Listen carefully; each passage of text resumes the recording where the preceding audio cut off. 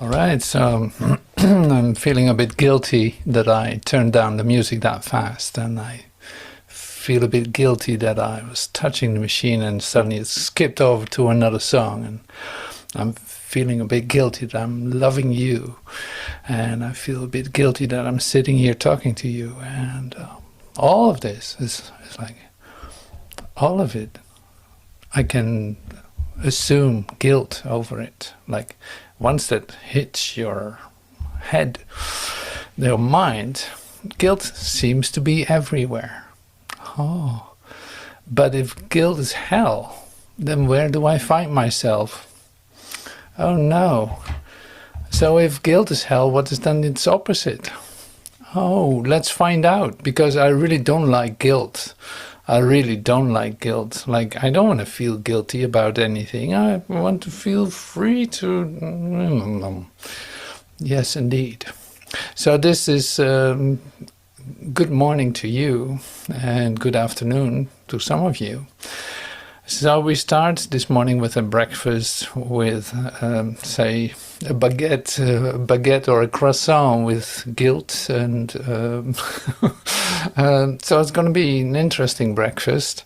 We're using the talk of Master Teacher, and we're using a miracle prayer first to make sure that we got the right juice running through our system, and that we are not guilty of, say, registering and say, like ordering our thoughts of any kind, but that the right juice, literally the heavenly juices, first come to us in this breakfast that we're having.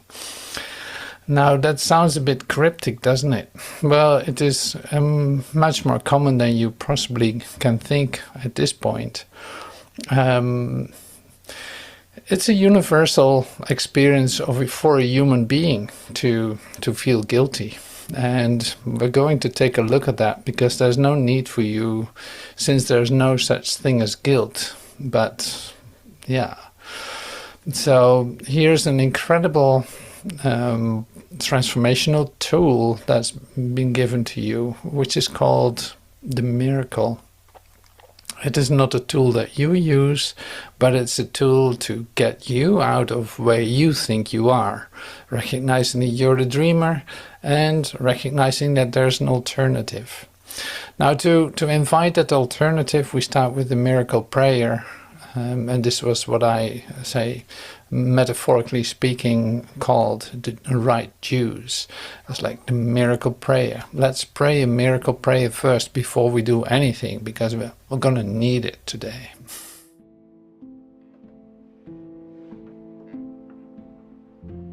So one lucky thing is this: the past is over. It can touch me not. Unless the past is over in my mind, the real world must escape my sight. For I am really looking nowhere, seeing but what is not there. How can I then perceive the world forgiveness offers? This is the past. The past was made to hide. For this the world that can be looked on only now. It has no past. For what can be forgiven but the past? And if it is forgiven, it is gone. Father, let me not look upon a past that is not there. For you have offered me your own replacement. In a present world, the past has left untouched and free of sin. Here is the end of guilt, and here am I made ready for your final step. Shall I demand that you wait longer for your son to find the loveliness you planned to be the end of all his dreams and all his pain?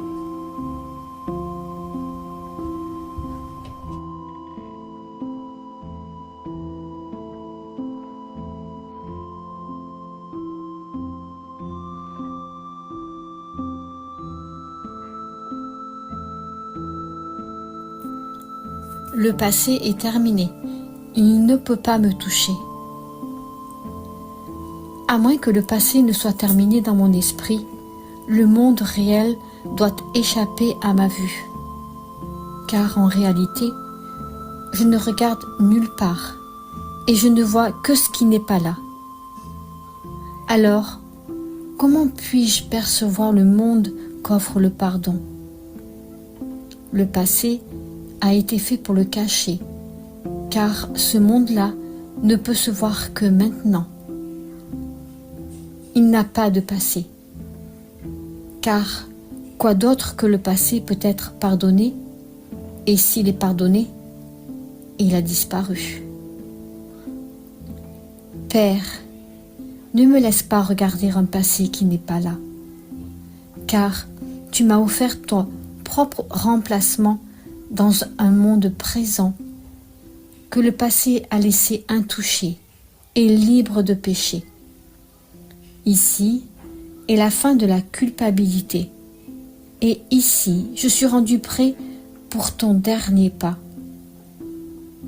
Vais-je demander que tu entendes encore avant que ton Père ne trouve la beauté que tu as conçue comme la fin de tous ses rêves et de toute sa douleur?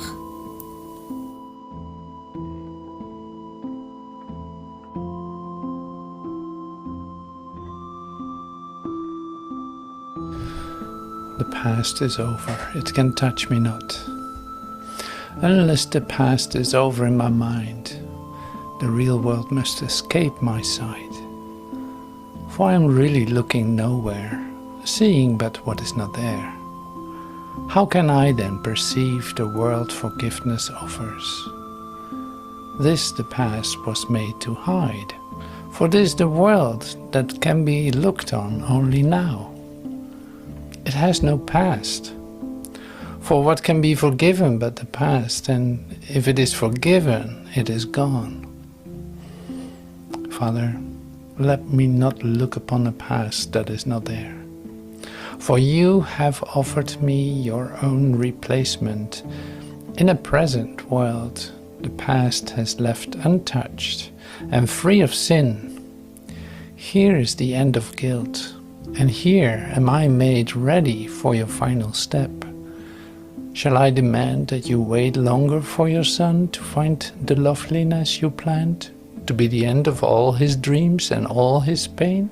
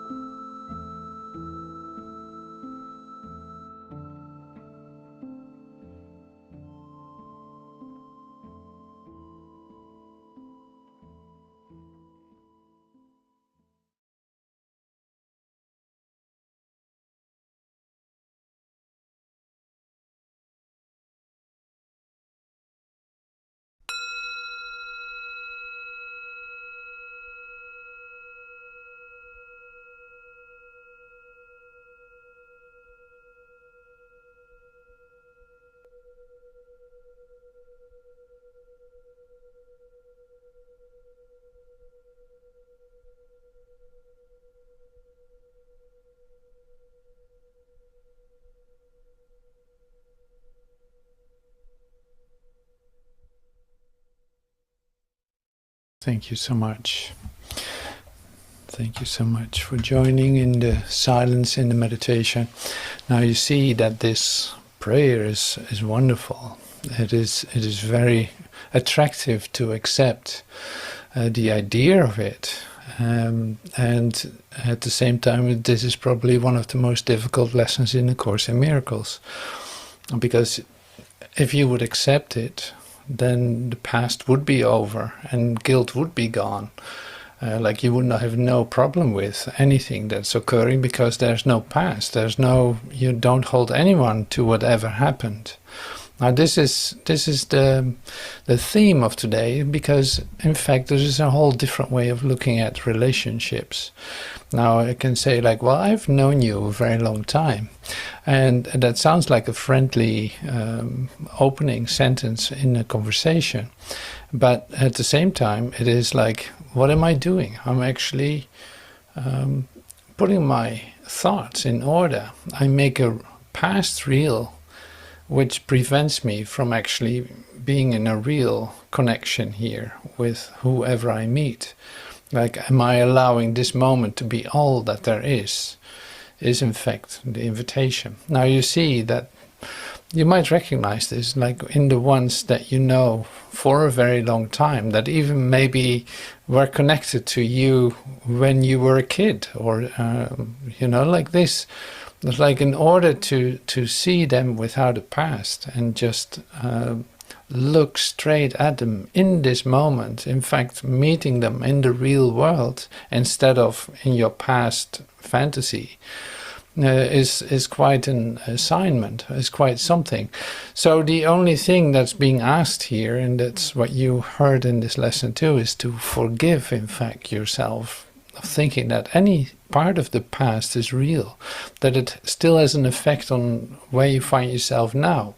And you can say like, well, I see that there's still effect in my experience now. There's still an effect from the past upon this moment.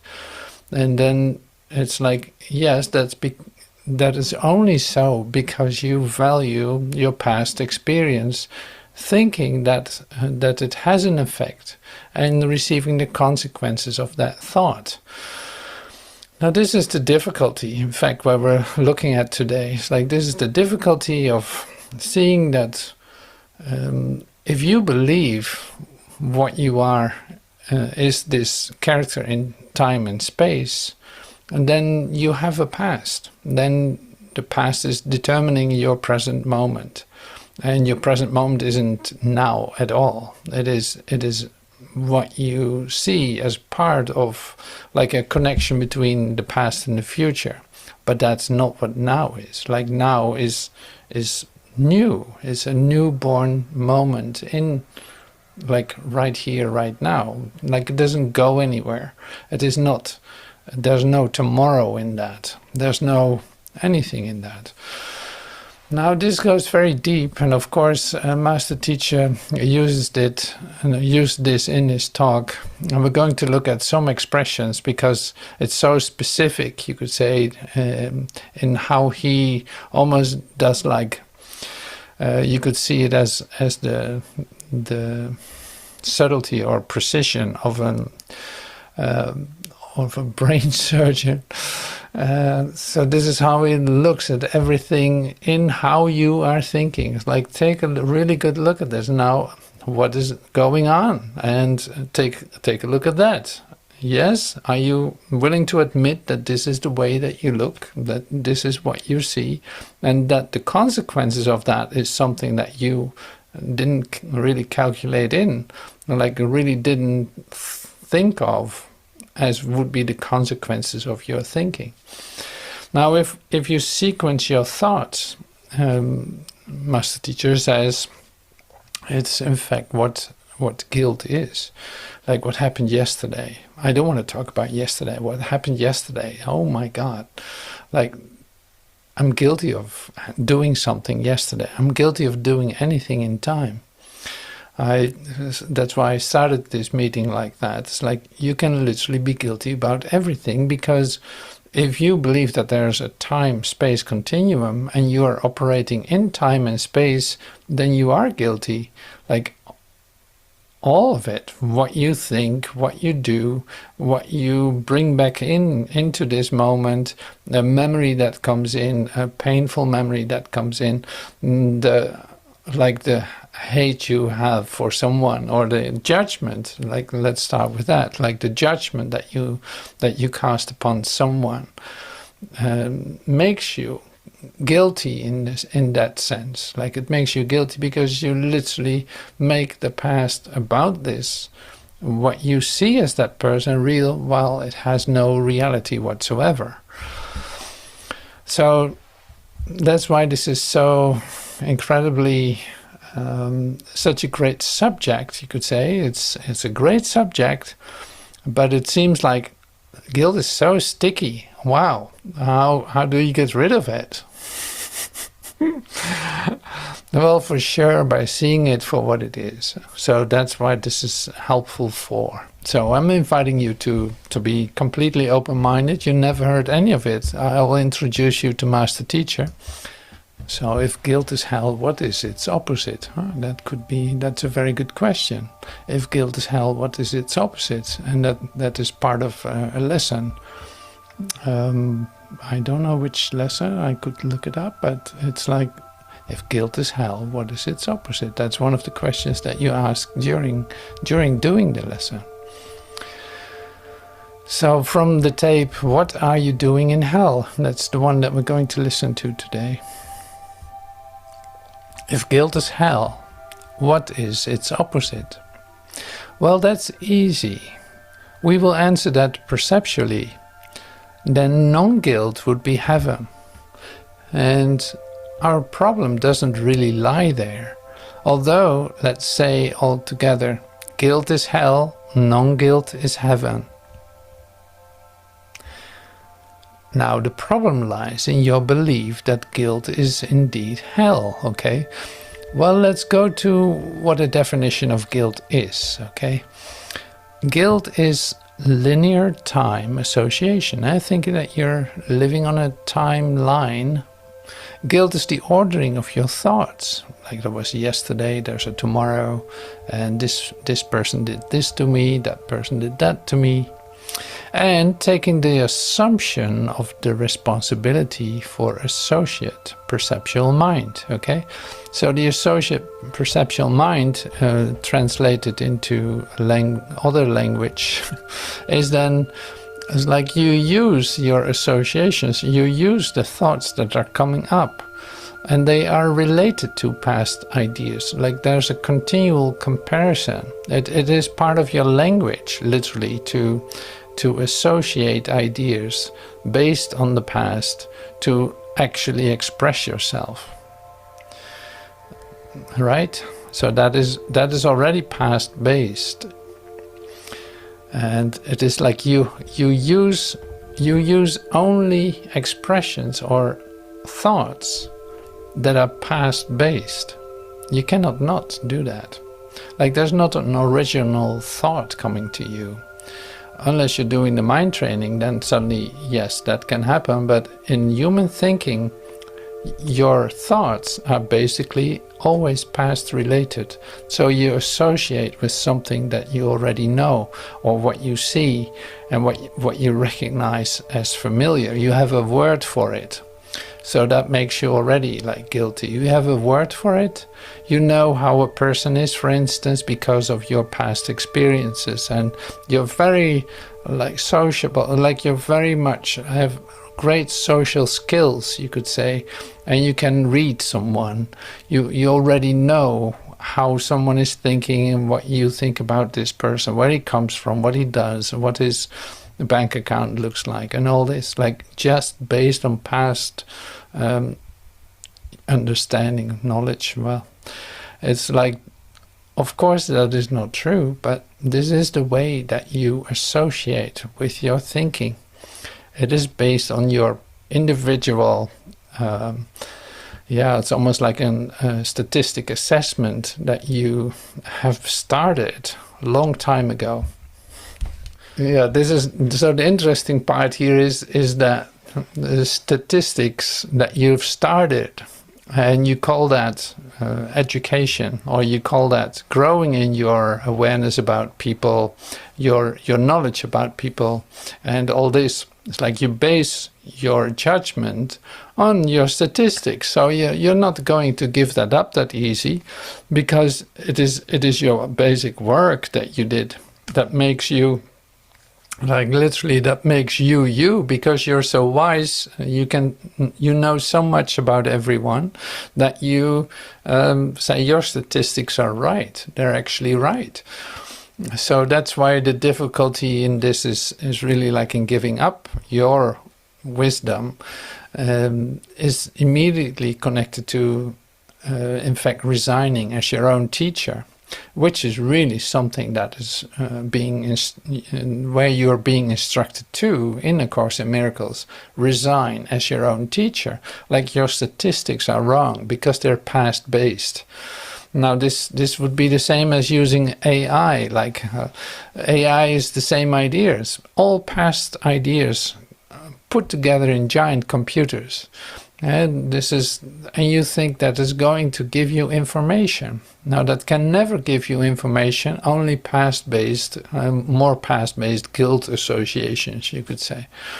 So it will tell you nothing new, nothing creative, new, born in this moment. It doesn't show you anything. And of course we're going to find that out as a humanity. Like that will take another, who knows what, maybe 5, 10, 50, 100 years before we discover, oh my God, it actually doesn't give us any information. How could we ever believe that it would give us information? Well, everything that it say calculates is based on the past ideas put together, and programmable associative thinking, still human-based, because who invented it?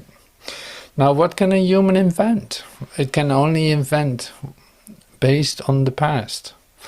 It literally, like that is what it is using. That is the language. That is the way it looks. It literally perceives that way, exactly that way.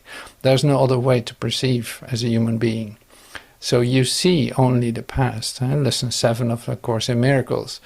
You see only the past, and you base literally your whole life on it, on something that's already over. Now this kind of, say, linear thinking is what we're talking about here.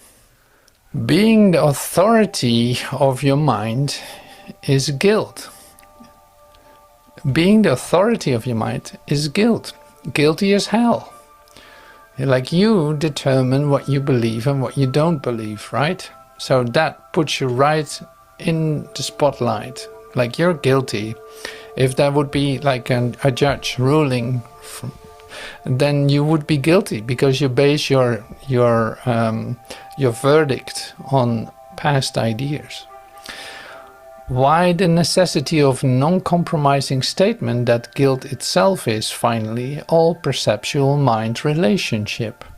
It is chaotic. That is, it's fleeting in time. It holds for a moment and associates ideas and then lose them. Yeah, so it's like all perceptual mind relationship. In fact, that is the whole thing that's going on. It's like how do you say function in your relationships? Well, take a look at it. It's like how are you functioning in your relationships? Well, you come to an agreement or a compromise, or you it's like you learn how to deal with one, in fact, by not completely being in connection with the person, but having found a way of working with the person so that conflict seems to be balanced, or seems to be, acceptable. Is that really a relationship? No, that's more like an agreement or a compromise. And that's chaotic here, it says. It's like it's chaotic. It's like, what common goals do you have? How is that looking? How is that working out? If you base it on the past and project it into the future. It's like, these are interesting ideas to take a look at. So that's what we do. And here, and then lose them. Associate ideas and then lose them. It's like you say, like, I love this person. But in fact, it is like, you love that person, but I don't want to take that away from you. But if it is love, then it doesn't matter what this person is saying or living out or doing in that sense. Then you recognize this person as the love that you are. But that is not really how that works in human relationships. So there is an agreement. There's a way of dealing with each other. There's an agreement connected to it. And that makes it not love, in fact. Hell is chaos. Heaven is perfect order. Do you see? The mind that operates on the assumption of itself in its limited association, okay, is guilty or in hell to begin with. In that sense, the earth, obviously, the perceptual earth mind is literally in a condition of hell or a condition of chaos.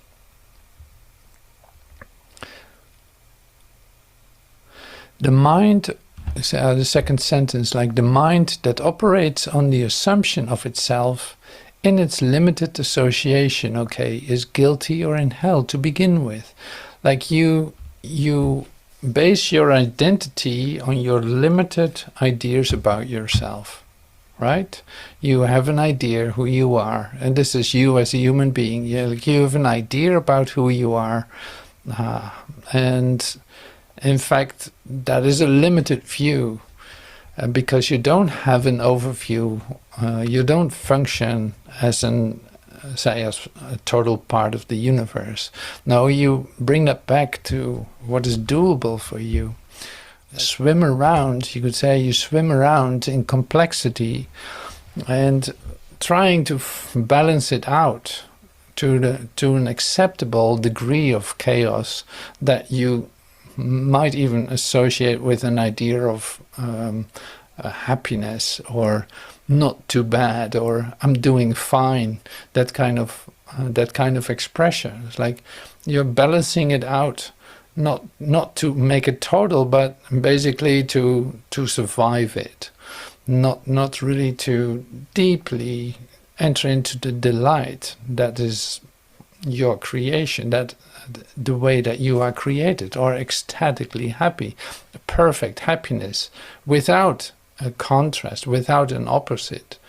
Now you accept opposites, you accept cause and effect, you have good relationship and you have bad relationships, and you are the one determining what is good and bad, and you really think that you're doing something. Like you really think that that's a normal way to have your relationships.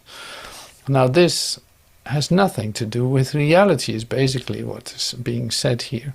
So what next then? How do you do this? Like, how is there a way out of this? Is there a way of dealing with it that actually could bring you into the place of a continuous total happiness? And of course that is possible. That would be the miracle. Or into what is actually going on in your relationships, in your mind, in the place that you think that you are. The difficulty is that the divided mind, that is the persona, the notation of self in relationship to self, never really questions its own identity in association with ultimate reality. Well, that's what I was saying, in fact. It's like you never really question. This is interesting. It's like you never really question your identity. That's why you don't see this included as part of the dream at all. You think that you are dreaming, but you still think that you are real the way that you see yourself. Now I've said this before, it's like that's not the case. So the way that you see yourself and the dream, both are unreal, because they're based on past ideas and past associations. They're based on you, like you are not questioning yourself as, is any about me real? Well, you might come to it. It's like you might come to, suddenly it can hit you that you think like, but I'm a liar. It's like I literally am not what I appear to be, or what I try to defend myself as. I'm not that at all. So what am I? Is in fact and a question that comes up. Like, what am I? Now this is not definable by you, so that will have to be given to you. So this occurs in the text, I believe, on page 244, and I'll read it to you for just a moment. You are accustomed to the notion that the mind can see the source of pain where it is not. You are accustomed to the notion that the mind can see the source of pain where it is not. Obviously, it feels the stress and tension of the pain.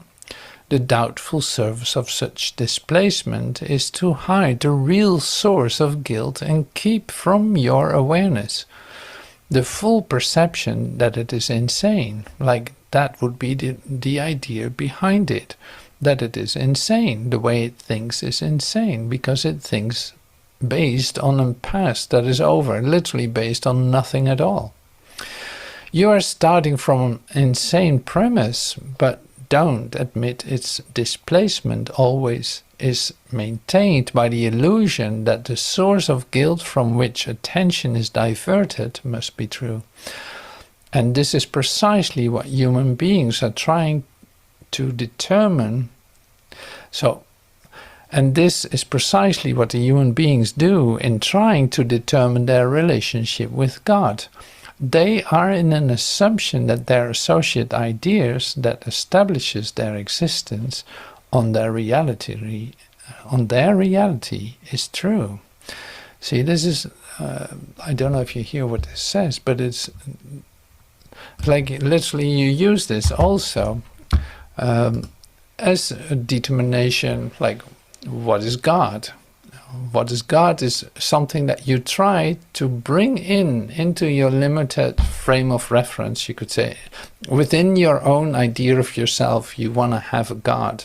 Like you want to bring in God into your individual personal experience as you see yourself now. And that's the part that will not work, because the way that you see yourself is based on what is over. And God is present here, but that has nothing to do with your ideas about it. So this is part of the practice that we have been, bringing to the service a lot. Like here, let go of your ideas, let go of who you think you are, let go of your concerns, let go of this and that. Like leave that for a moment. Relax your investment in it for just a moment, in order to come to a different experience of yourself, because that can only come to you when your hands are empty, when your backpack of self-identity is put down. Then suddenly you're open, your consciousness is open to receive that. So I continue, I think there's one or two more expressions. And then we start the video. Oh, this is already the last one. Okay, good.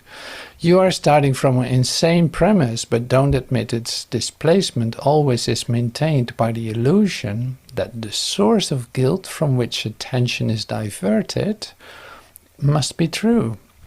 And this is precisely what the human beings do in trying to determine their relationship with God. They are in an assumption that their associate ideas that establishes their existence or their reality is true.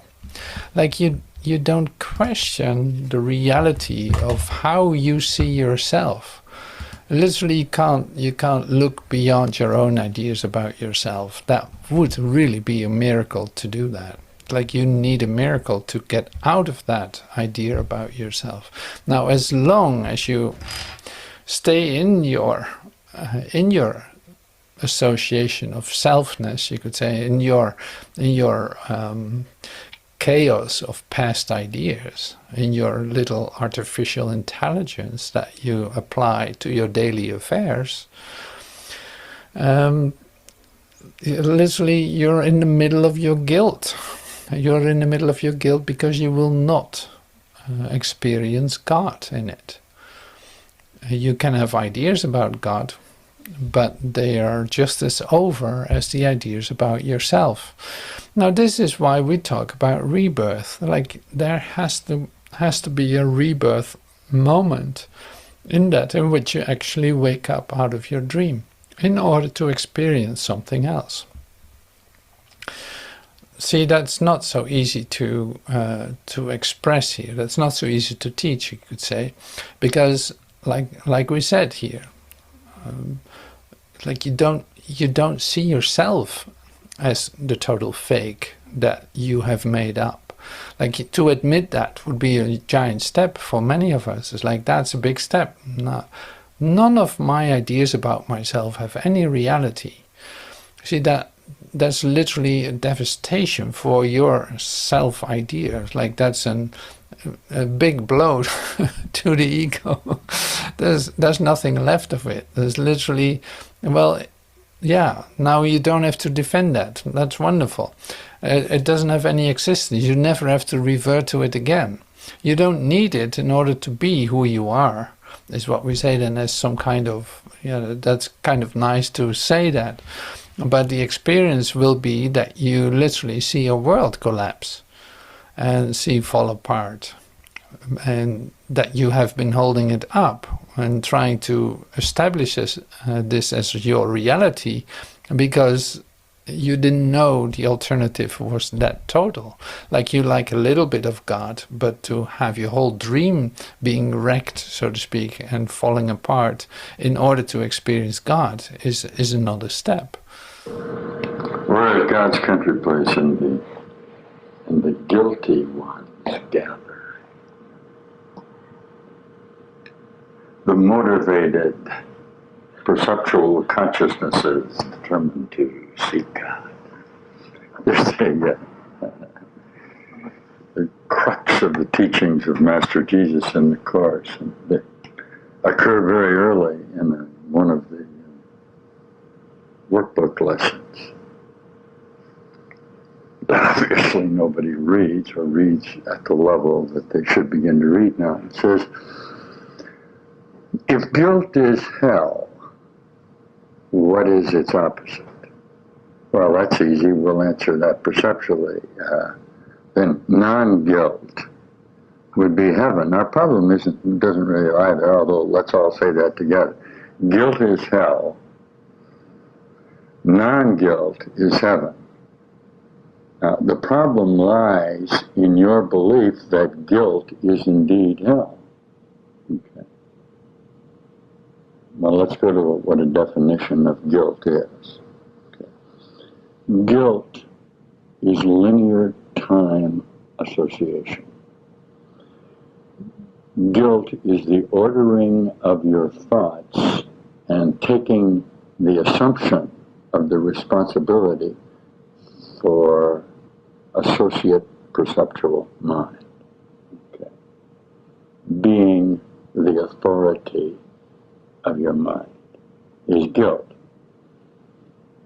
No. Guilt is hell.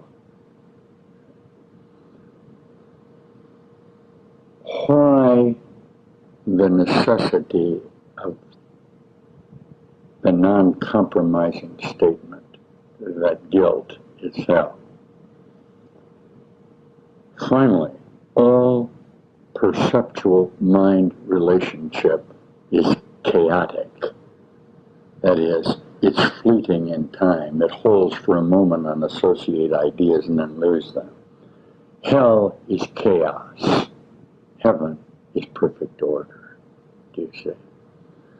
The mind that operates on the assumption of itself in its limited association, okay, is guilty or in hell to begin with. In that sense, the earth, obviously the perceptual earth mind, is literally a condition of hell or a condition of chaos. The difficulty is that the divided mind, that is the persona, the notation of self in relationship to self, never really questions its own identity in association with ultimate reality. This occurs in the text, I believe, on page 244, and I'll read it to you for just a moment. You are accustomed to the notion that the mind can see the source of pain where it is not. Obviously, it feels the stress and tension of the pain. The doubtful service of such displacement is to hide the real source of guilt and keep from your awareness the full perception that it is insane.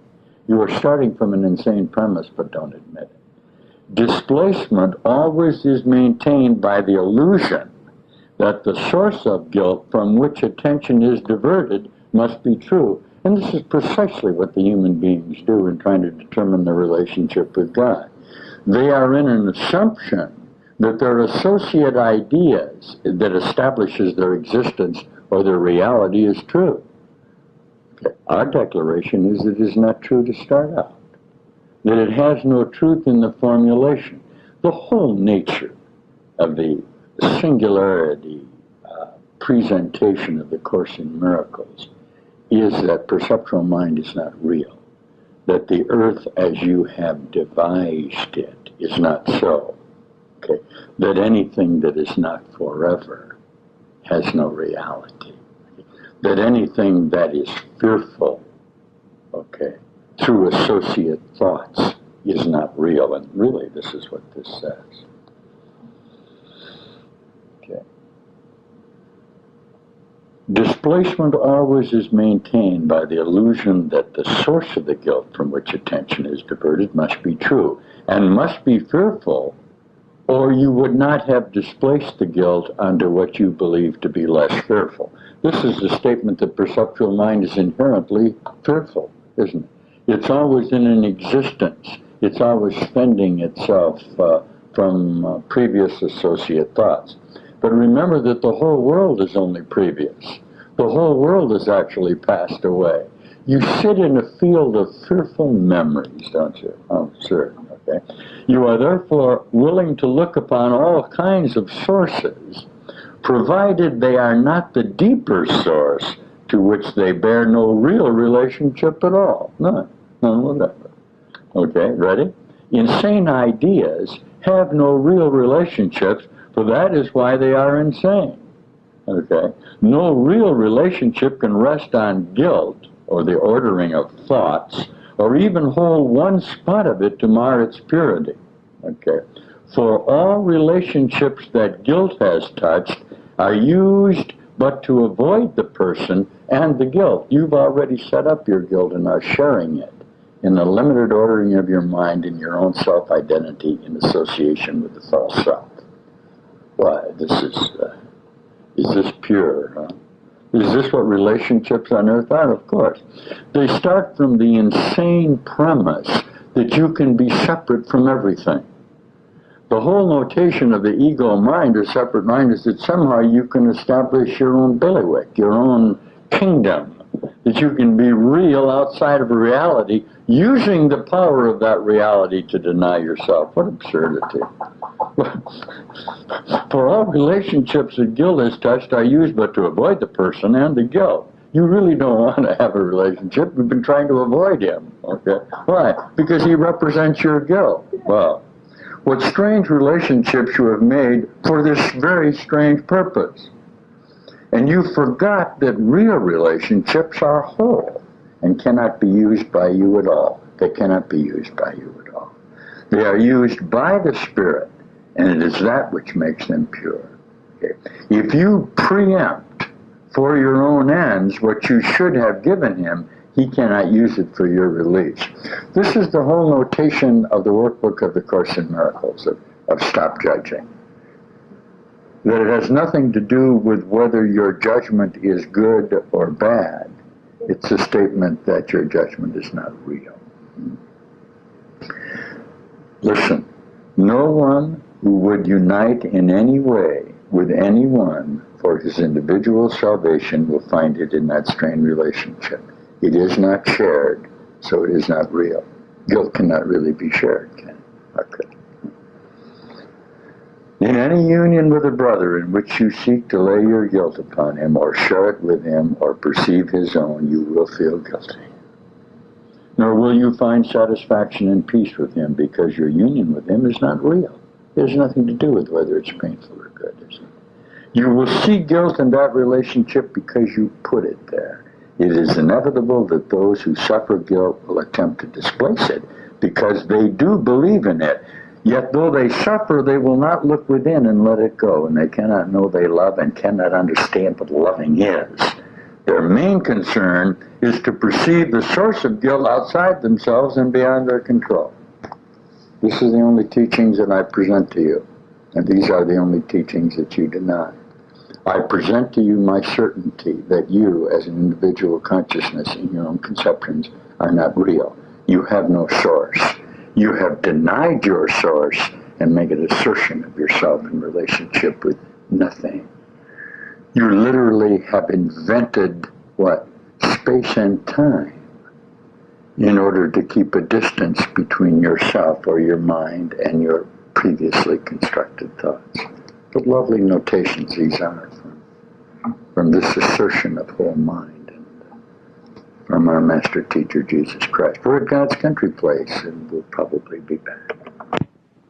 Well, we seem to have a little dilemma here. When everybody came in, I said, you're ordering your thoughts, and obviously you're guilty, right? And if you're guilty, you're in hell, right? Is there a problem with this? That all of the consciousnesses, obviously, who order their thoughts are in time or in hell. Why? Because they're obliviated, and they suffer sickness, and they suffer pain, and they suffer loss. Isn't that a pretty good definition of hell? And you say to me, well, I don't suffer it all the time. Sometimes I have love and goodness and truth. And I say to you, well, then, why don't you have love and goodness and truth all the time? And you say, well, because I'm guilty. And I say to you, but you're only guilty because you order your thoughts. And you say, well, I choose to order my thoughts because my reality is based on ordering my thoughts. I say, well, then your reality is based on guilt, which is hell. Okay? Everybody got this? The thrust of the teaching, then, is that you have the power to change your mind, obviously, because you have the power to order your thoughts in the denial of your true relationship with everything, don't you? Okay. And you assert that power, all right, in order to what? Be sick, lonely, and die in association with the things you love. This is a real easy course, and it isn't hard. The problem is that you deny that you do it, that your reality is what, finally? Based on a denial of reality. The necessity to establish relationships of good and bad and pain and death are identifications with time or possibilities. Our assertion is that there is only love and good eternally and forever. Can you get this then by sharing these ideas or thoughts with the images that you have constructed outside yourself in hell? How could you? They are in hell for precisely the same reason. Okay. Our admonition then to you is that through your atonement or forgiveness, you will see them wholly in your own mind, or more directly, see simply that they are not real. That all self-identification is false, isn't it? How lovely. What an easy teaching, yet how difficult. We'll be back. No, but I'm having a little trouble with this. It looks to me like what you're saying then is that if I find anybody guilty of anything, I am in hell. It appears to me that reciprocity, or the exchange of ideas and limited association, is what hell is. Well, it seems to me that you're teaching there isn't any such thing as evil. I'm suspicious of you now. You're telling me that there is no value in evilness in association with good. That I will be perfectly good, okay, if I relinquish my guilt or the ordering of my own mind. And I say to you, this is precisely what I'm telling you. At this point going to say that isn't possible. Why?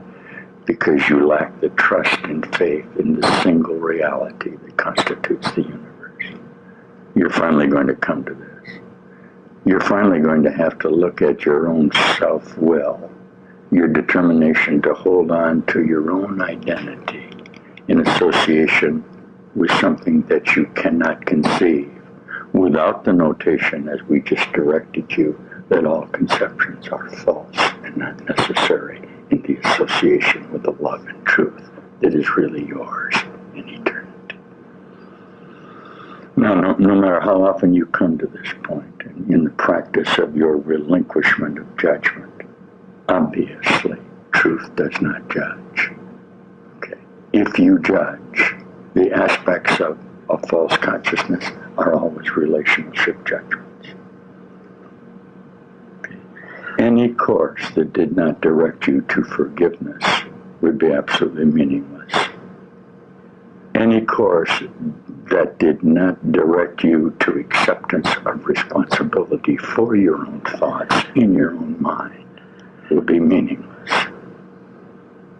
Any course that did not state unequivocatingly that the power of your mind is what directs and channels associate thoughts, okay, in the history or framework of your genetic reality are absolutely meaningless.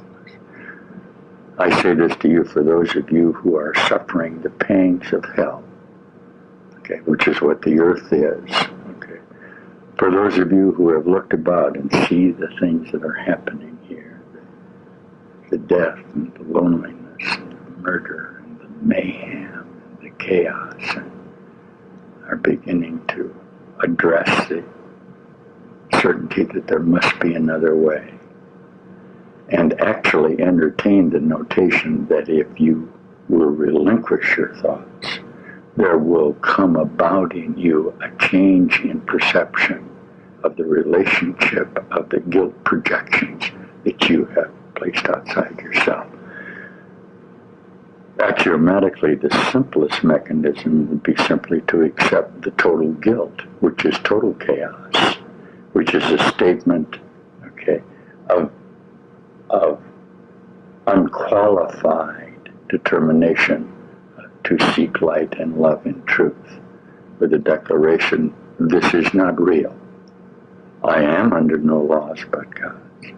The laws that I have established in perceptual relationships are not so. These are the lessons of Master Jesus in the Course in Miracles. They direct you to do nothing but relinquish yourself in your limited associations. All Christ teachings or whole teachings are only to this. There are only two possibilities: truth, which is certainty, and the notation that it is possible to come to truth, which is not true in reality, but is given you in time so that you can awaken from this dream of sickness and death that you're in. Okay. We'll be back. Well, I'm not sure I still like what you say. I'm running into a very serious problem now. If what you say is true, God, wholeness, love, eternal life, doesn't even know about this, cannot know of chaos and sickness and death. You're saying to me that I have constructed this in my mind, and that the mind that has constructed it is not real. Yeah. That must be so. This is the very, very fundamental teaching that wholeness does not know of separation, okay? And that separation or chaos or apparent disorder is not real. Strangely, the only way that absolute order can be brought to disordered mind is for the disordered mind to become totally disordered. Isn't that strange? We teach then within the perceptual mind operations of increasing order, where the mind expansion begins to include different thought forms in higher relationship ideas. This is the transformation of the perceptual mind, isn't it? Okay. Where the mind that is in disorder, okay, begins literally to function at a higher essence of reality, a brighter picture of its consciousness in association with the things that are apparently around it. It becomes creative. And this is the whole idea of evolution. Okay? So we're teaching rapid evolution of your consciousness mind to the certainty of your Christhood or whole thinking. Okay? We assert that since you have invented time, that you can make it last 1,000 million years or a single moment, but it will be all the same to eternity. Isn't that a lovely notion? Okay. And in no way will you find it outside yourself. Seek not truth outside yourself, for you will die, as Master Jesus, by your determination to organize yourself in this death relationship.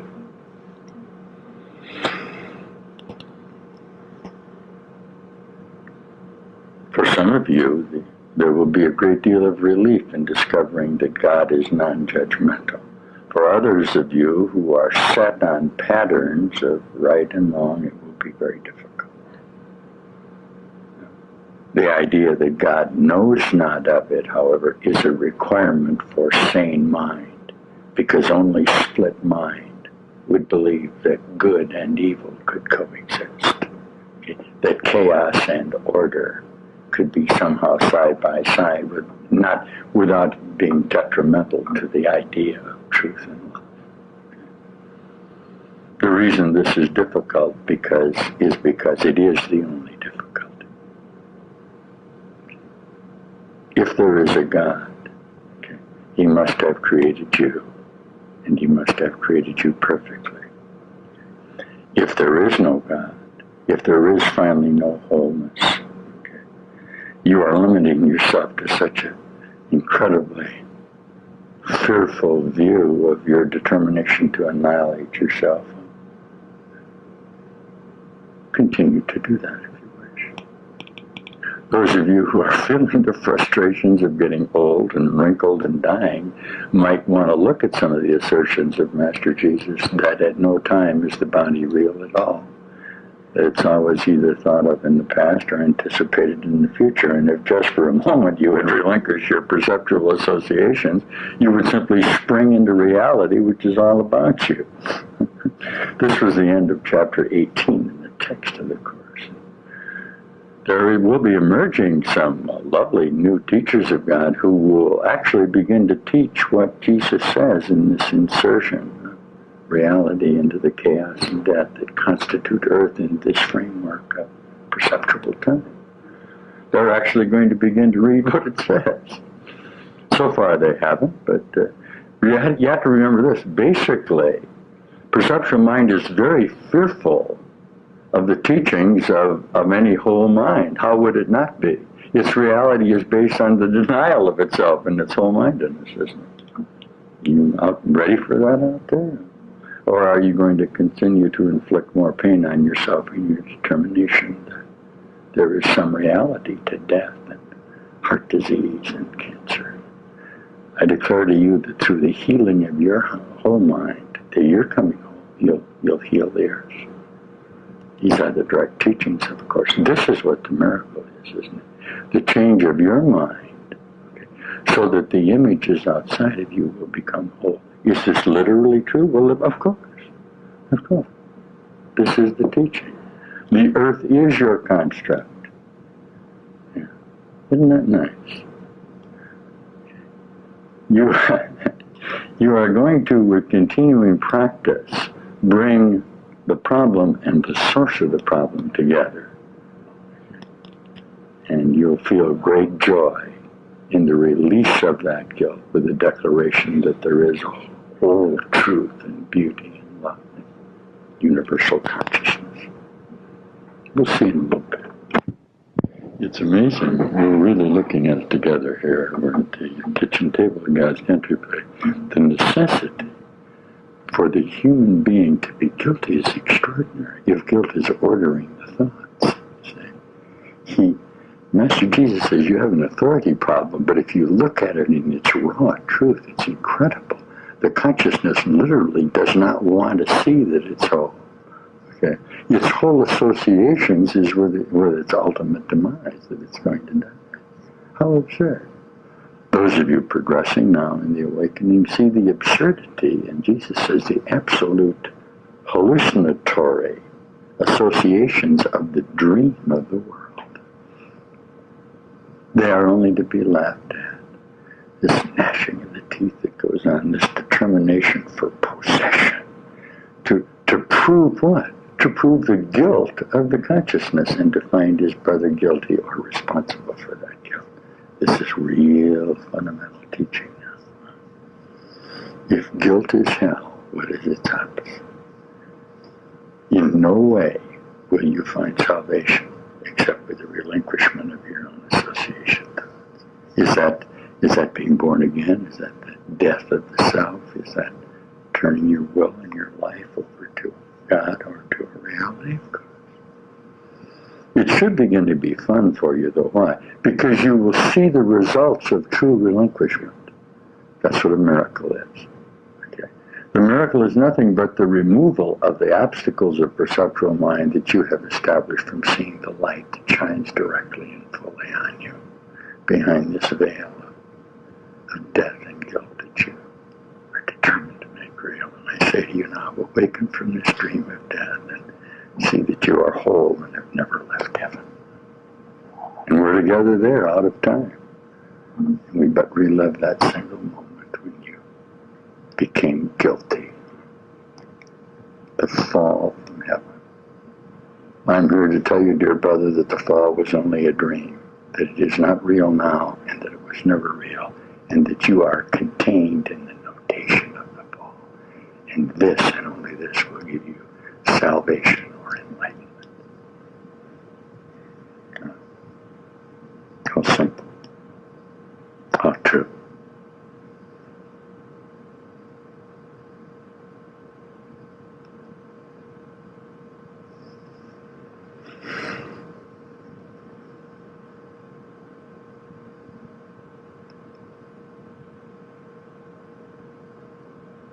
Don't judge.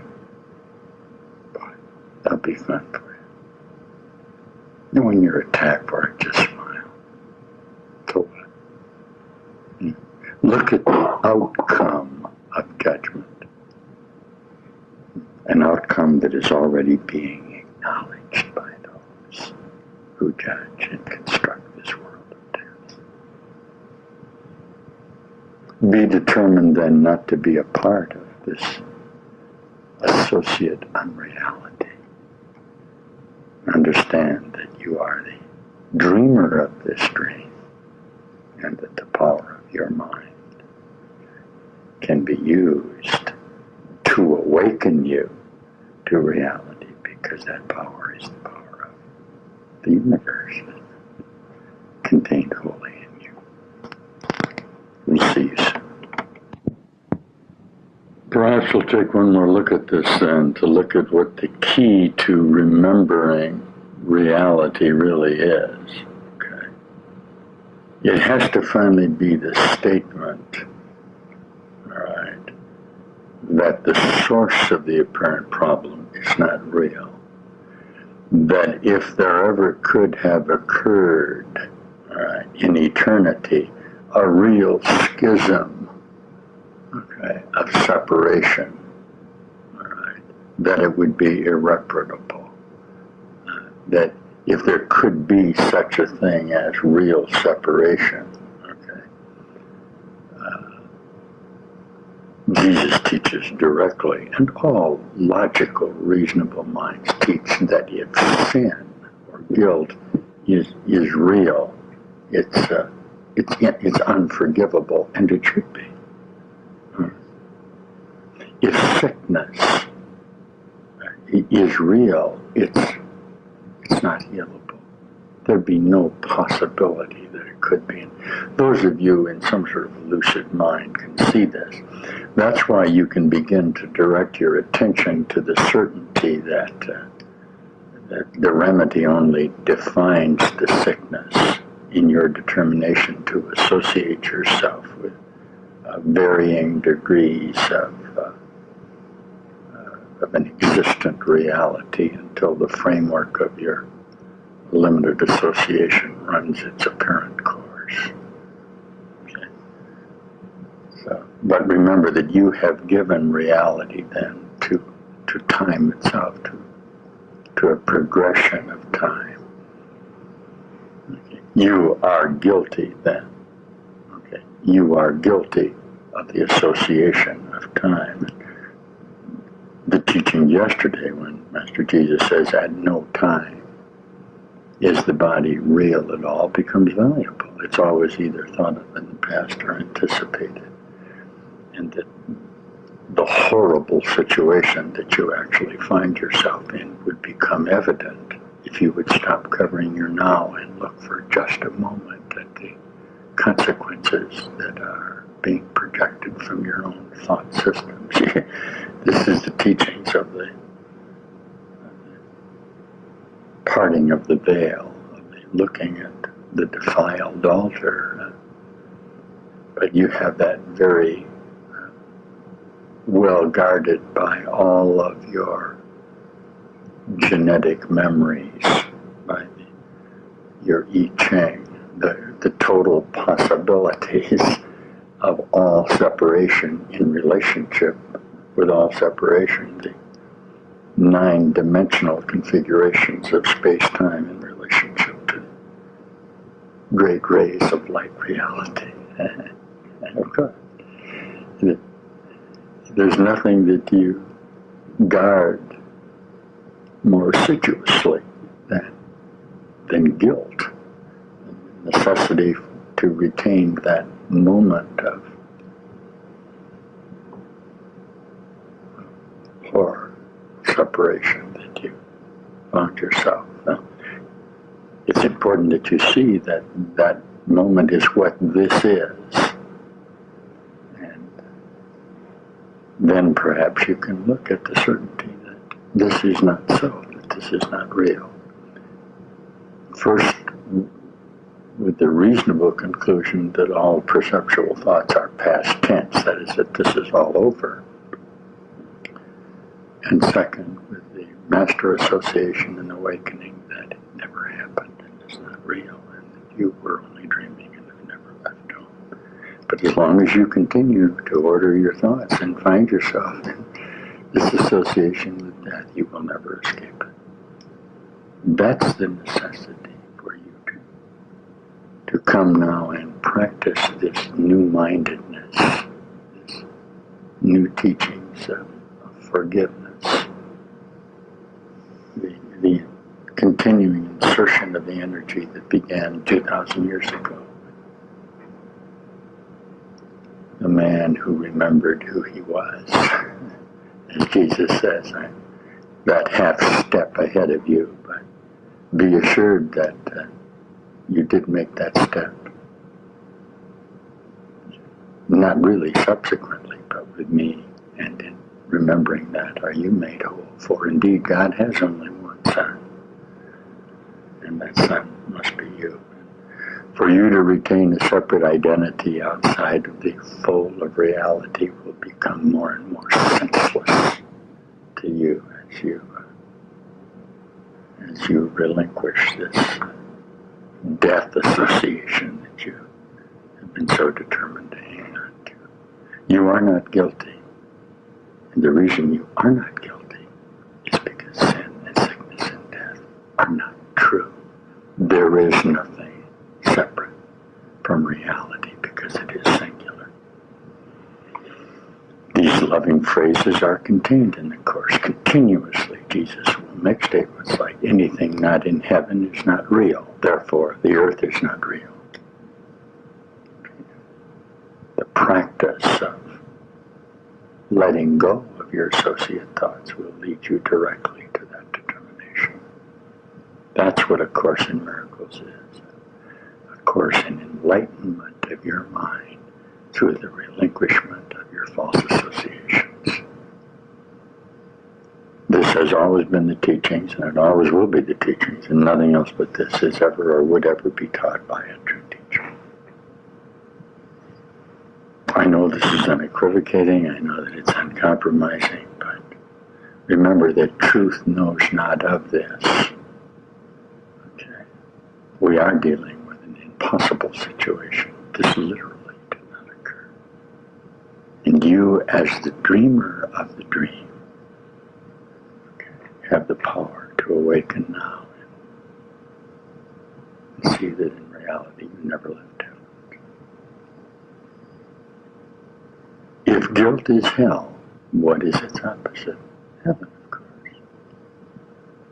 The realization that there is only one responsibility and you share in that in the totalness and the extension of your love will be very ecstatic for you and cause you a great deal of happiness.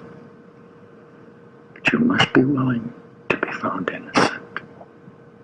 And since your reality is based on guilt, that's hard for you to do.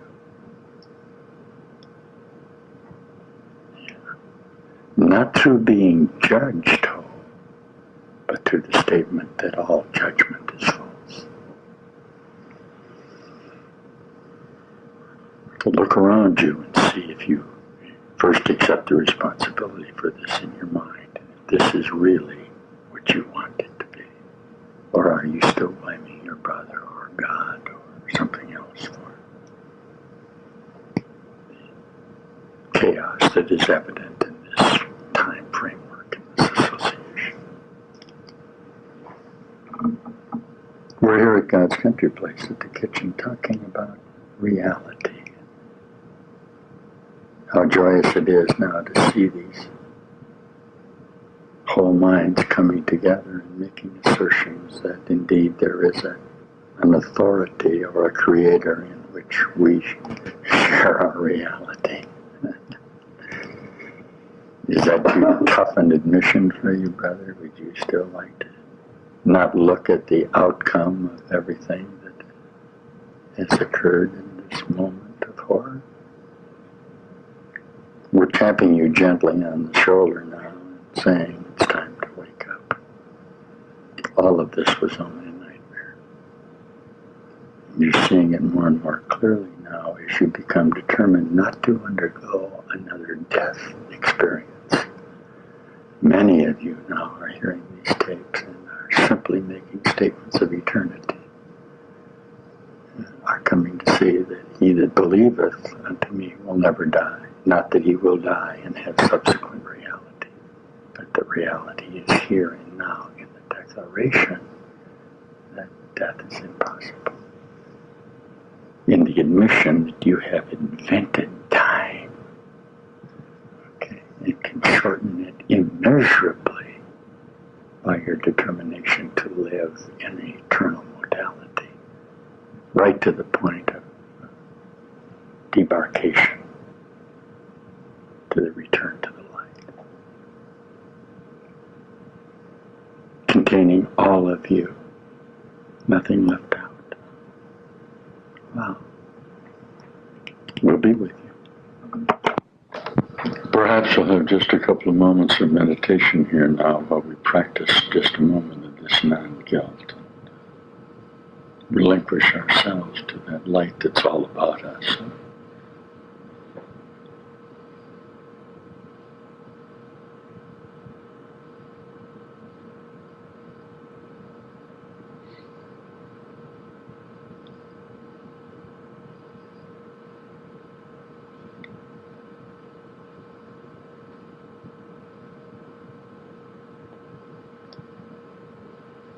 Into your presence I would enter now.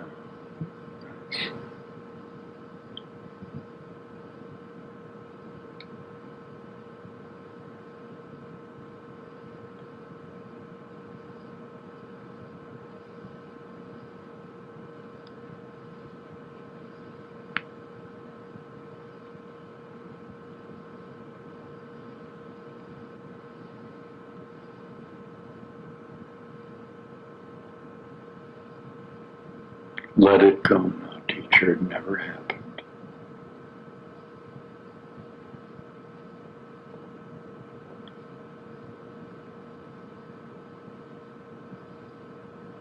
Relinquish the responsibility for your thoughts now.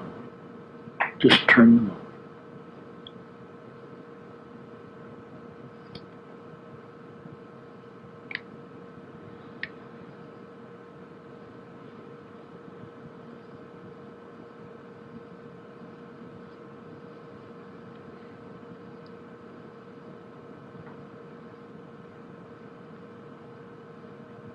All around you, angels hover. Take you home on this glorious Easter.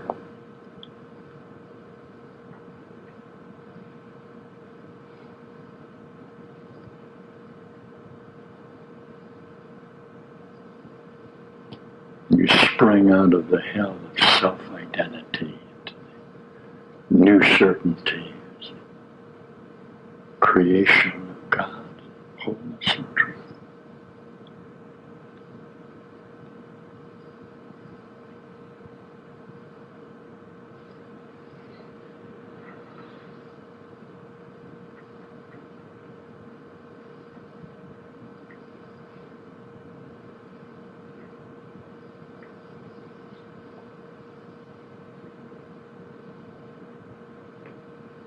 Try not to be guilty in this happiness that you're beginning to feel. You have a tendency to be non-entitled, defensively,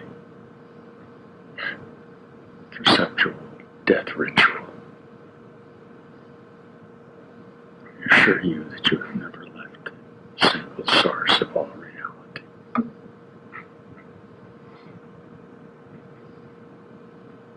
You are entitled for what you are, not for what you think you are or have done.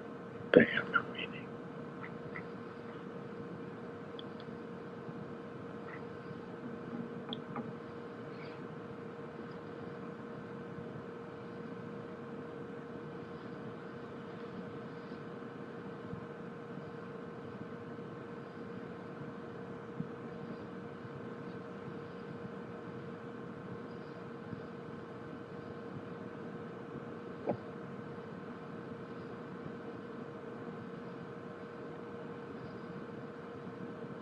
Have visions now. Use this unity energy as visions of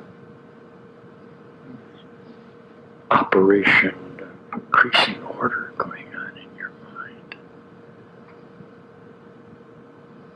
Each moment make an acknowledgement of this miracle, this transformation that's going on. You leave nothing out of it. It becomes a single full endeavor, a single purpose. Watch how rapidly you suddenly find yourself awake in the light of reality.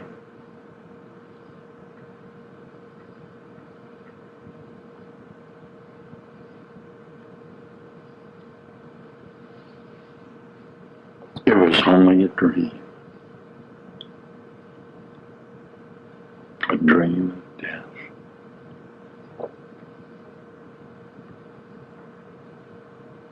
Be thankful that you need not be responsible.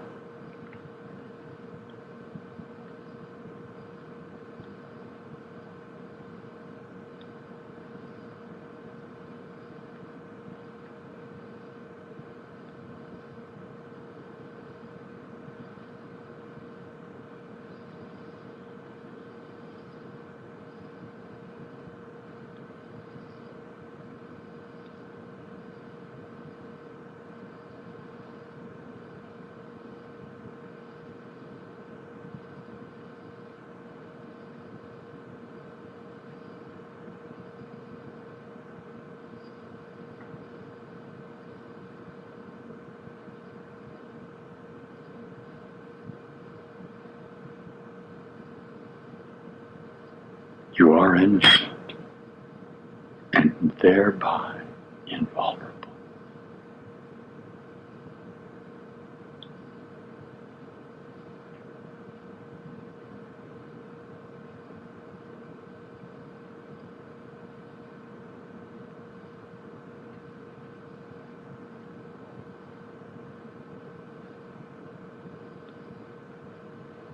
All power is in non-defense. Watch it come forward in the light of the true you as you step back.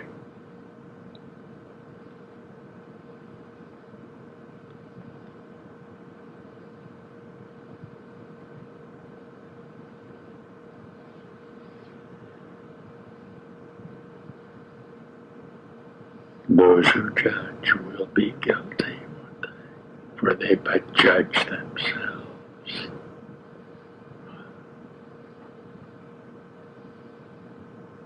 Yet judgment is not an attribute of reality.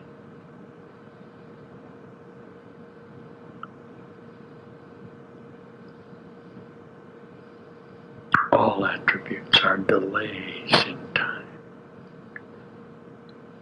You need do nothing.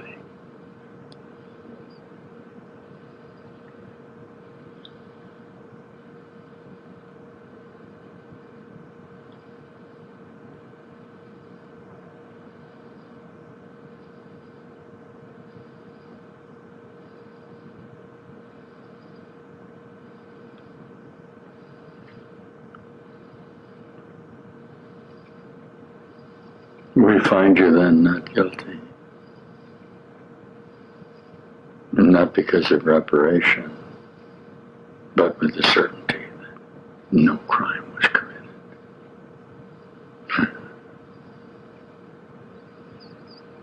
Stop trying to give value to the idea of sin.